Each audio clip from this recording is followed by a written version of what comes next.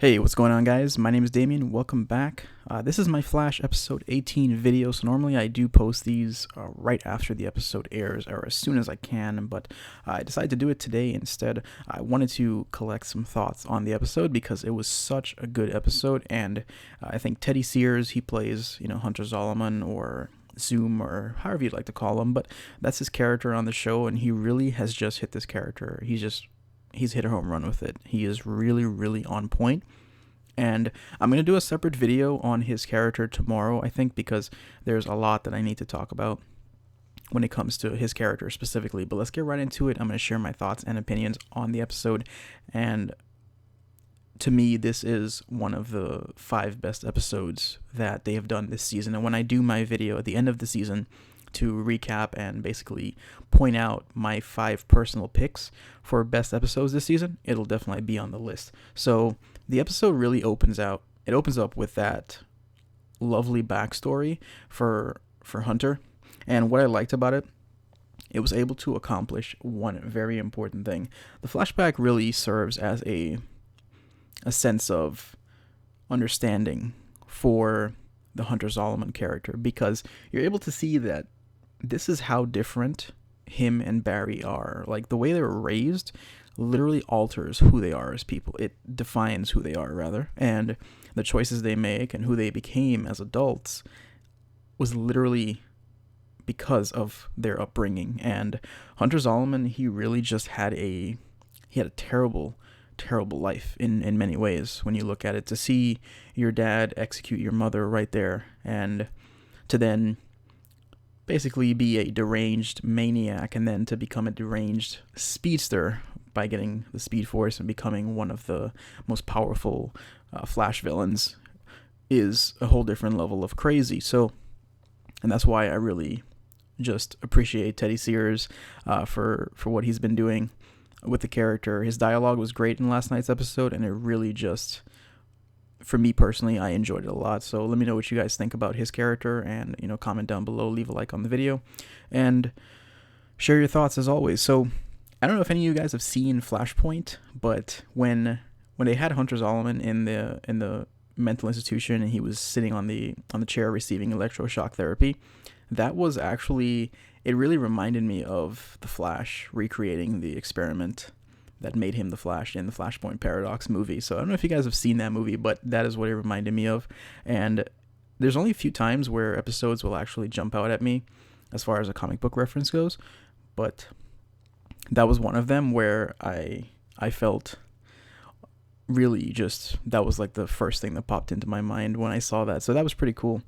But the episode overall was just really, really strong. And I have to touch on Barry and Iris because they really, they didn't have any scenes really. They had one official scene together, but it looks like the show is going to be leaning towards a Barry and Iris relationship very soon. I'm hoping for a kiss or some kind of declaration before the end of the season, but expect them to be a big thing in season 3. The other thing I really, really liked was Barry testing the tachyon, throwing on that tachyon device, upping his speed. That was really great, just progression for his character, just really coming into his own, because when the Flash is in his prime, when he's really in the Justice League, he's so fast. I mean, he's really, really powerful. And the CW really, I think, in many ways downplays just how powerful the Flash really is. Because in the DC universe, he is up there. He's one of the most iconic characters that the universe has, but he's up there with, as far as the tier of God status, with like Superman and those other guys. He's nowhere near Superman, of course, as far as overall, strength and whatnot, but he is really, really powerful with his abilities of the Speed Force. So it's really, really, really great, just him upping his speed, him being 4 times faster than his previous record. And that was the part where everything gets kind of confusing, because they really are trying to downplay the Supergirl crossover, which I think is kind of unfortunate. I think it's kind of unfortunate that they're doing that, because there was no nod or no reference to him actually visiting Supergirl's world. They didn't acknowledge that at all, and I know a lot of people are going to find that disappointing, because I was actually hoping for some references to Supergirl and her being an alien, and then Cisco freaking out and start, he would start checking things. Maybe they make a reference to Superman at some point.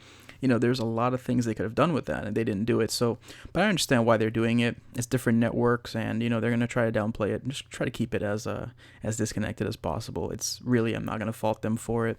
It's understandable, so that's cool. But that was when he goes to Supergirl's episode. So everything is they shot the episodes like totally out of sync. So there's really nothing you can do about that. So Iris and Barry were great. Barry testing the tachyon device, that was great. And Cisco becoming Vibe officially, because he's been rocking the name, but this is the first true glimpse of him being Vibe, which is he's basically channeling Earth to Cisco, Reverb. He's developing some powers now. He is really one of the more complex characters on the show, and he has a lot of layers to him. Even though he brings more of that comedic side, I like what they're doing with his character, kind of just touching on different aspects of his personality. Now he's actually going to feel like, I'm actually a badass. Like I can channel these powers. I can channel these different dimensions. I can communicate with people. There's so much I can open up portals to different Earths. I can siphon the energy off, and there's so much he can do. So it's going to be great to see where they take his character. And that's one of the things the Flash always benefits from. They have so much in this show with these characters, because every character to me is so much more complex and layered than characters like on Arrow and stuff like that they're able to do a lot more, and they've maintained this strong kind of approach, and I hope they continue doing that. So the metal mask, I guess, the man in the metal mask, that was another big,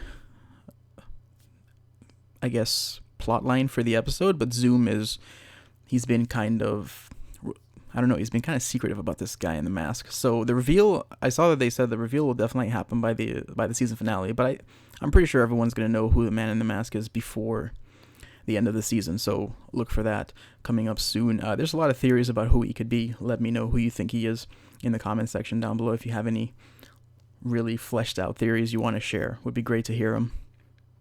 And of course, the Flash versus Zoom, that was like the biggest thing for the episode, just the Flash actually running faster than Zoom, having the upper hand. He's come a long way since episode 6 when Zoom broke his back, and there's been a lot of progression for his character since then. Of course, it was kind of all for nothing towards the end of the episode, but at the same time, it was a nice confidence booster for him. So his character is always, a lot of people were probably wondering why didn't he just take Zoom out right then and there. But his character, he's always been that passive, kind of younger kid in the Justice League. And I remember the reason I'm talking about this is because there's a lot of times where he clashes with like Batman and other characters because of the way he wants to handle things as opposed to the way Batman wants to handle it. And they sort of referenced that with the crossovers with Arrow. Anytime, like when Oliver was going to interrogate that guy and Barry just wasn't happy with Oliver's methods. It's very similar to that, and that's always just been Barry's character. He's very caring. He really just wants to preserve life, and he wants to protect people, and he's not looking to kill people. And that's always, even though that's a strength in many ways, it's also a weakness in certain cases. So, and that's really what you saw last night. So, but the biggest thing for the episode, of course, is Barry losing his speed, Zoom kidnapping Caitlin, and Zoom's dialogue at the end. The last about 5 or 6 minutes of the episode were pretty damn amazing.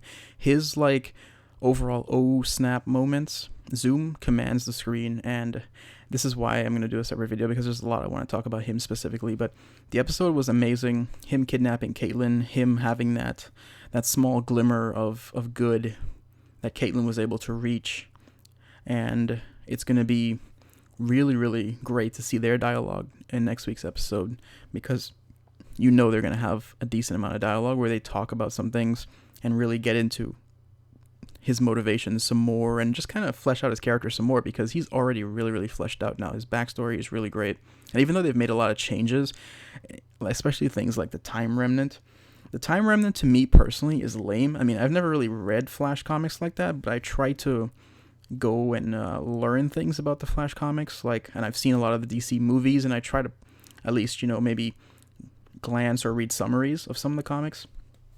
So the twist is really confusing, and I don't really believe the Time Remnant was well received by a lot of people, but this is the CW. Their target audience is a younger generation, for the most part teenagers and under. So most of them, don't read comics like that, and it's really just simplifying it, just trying to keep it like manageable to where it's I guess easy to understand or a little bit easier to go over and without it getting too complicated. But let me know what you guys think and share your theories on the time remnant if things don't really kind of add up. So I'll have another video out tomorrow. My name is Damien. Thank you for watching. Leave a like on the video, subscribe if you're new.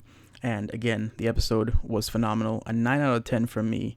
9.5 for the last episode because Earbarthon just stole the show. Harrison Wells is just great. Tom Cavanaugh is on point, but this episode was amazing too. So I'll see you guys tomorrow. Thank you for watching.